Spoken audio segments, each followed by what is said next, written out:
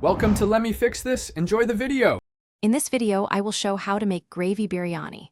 Begin by marinating meat for at least 30 minutes with yogurt, spices, and salt.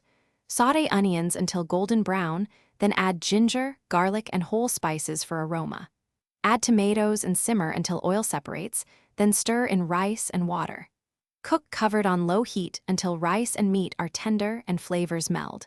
Finish with fresh cilantro and a squeeze of lemon for brightness. Toast whole spices briefly in a dry pan to boost aroma, then crush lightly for texture. Rinse and soak rice to shorten cooking time and ensure even expansion during steaming. Brown onions slowly to build a sweet, caramelized base that enriches the gravy. Add tomatoes and simmer until oil separates, which concentrates the flavors for the biryani. Layer rice gently over the gravy and seal the pot for dum steaming to finish. If you are finding this video helpful, please subscribe and like to support the channel and get more recipes. Quick recommendation.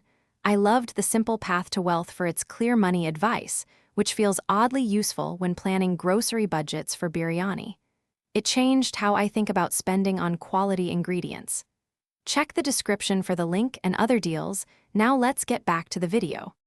Parboil rice to the right doneness so it finishes perfectly during dum.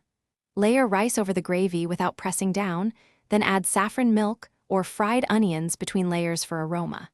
Seal the pot well to trap steam and cook on the lowest heat so flavors marry slowly. Use a heat diffuser or tawa under the pot to prevent burning.